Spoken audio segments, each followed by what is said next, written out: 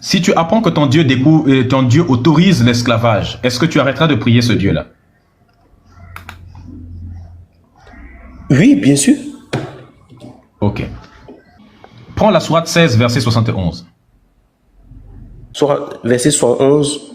Dieu a favorisé certains d'entre vous plus que d'autres dans la répartition de ses dons. Or, ceux qui ont été favorisés ne sont nullement disposés à se démettre du surplus de leur richesse au profit de leurs esclaves. Au point de mettre... Oui. Tu comprends? Il dit ceci. Allah a favorisé les uns par rapport aux autres dans la répartition de ses dons. On appelle ça l'invention de la discrimination. C'est-à-dire que les gens qui ont été favorisés ne sont nullement disposés, c'est-à-dire que ne doivent pas se démettre, c'est se séparer du surplus, c'est-à-dire que du plus que vous avez, de leur richesse. Ils doivent garder toute leur richesse, ils ne doivent pas se séparer du surplus de leur richesse, ils ne doivent pas s'en séparer au point où ils auraient presque même la part égale avec les autres. Est-ce qu'on est d'accord? Ah bon, c'est ce que vous venez d'expliquer, ouais. Avec leur quoi? Non, c'est ce que vous venez d'expliquer. Oui, il dit de ne pas se démettre avec leurs esclaves, n'est-ce pas? Oui, oui. Non, mais c'est que quand Dieu est le plus juste, le plus miséricordieux, c'est qu'il n'y a pas de justice.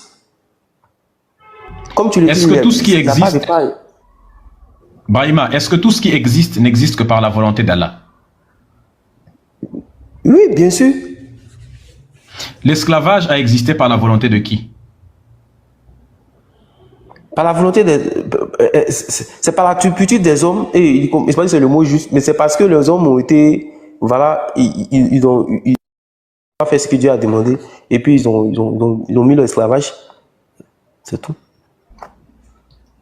C'est Allah qui a voulu, non?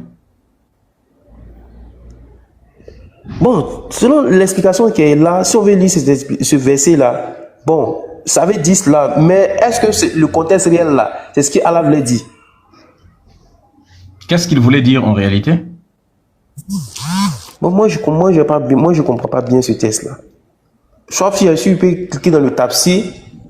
Bon, apprenez-moi alors, parce que là, je comprends pas. D'accord. Allah, il dit dans le Coran que tout ce qui se passe ne se passe que par sa volonté. Ouvre la sourate 57, verset 22. La sourate 57, c'est la sourate Al-Hadid. Oui, Al-Hadid le fait. Verset 22. Verset 22. Aucun malheur ne s'abat sur la terre ou sur vos propres personnes qui ne figurent déjà dans un livre. Avant même que nous le faisions survenir, et c'est une chose si aisée pour le Seigneur. D'accord. Il dit qu'aucun malheur n'arrive sur terre sans que ça n'ait été écrit par un livre avant que toute chose n'existe et avant qu'il ne le fasse parvenir. C'est ça, non? Selon ce verset que tu viens de lire là, c'est qui fait parvenir les malheurs sur terre? C'est Dieu. Est-ce que l'esclavage et la colonisation et tous les génocides que nous avons subis, que nous subissons jusqu'à aujourd'hui, sont des malheurs? Oui, c'est des malheurs. Qui les a fait parvenir tous ces malheurs-là?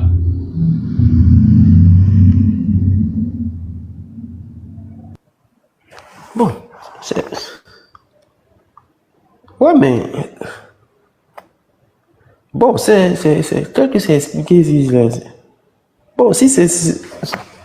Bon, je ne peux pas dire tout le monde que c'est Dieu. En fait, c'est difficile à comprendre comme ça. Si tu ne connais pas arrêter le sens même du texte, même là, tu vas t'égarer en fait. Moi, c'est ça le problème. Si, bon. Mais tout comme fait, moi, je vais me renseigner. Et puis,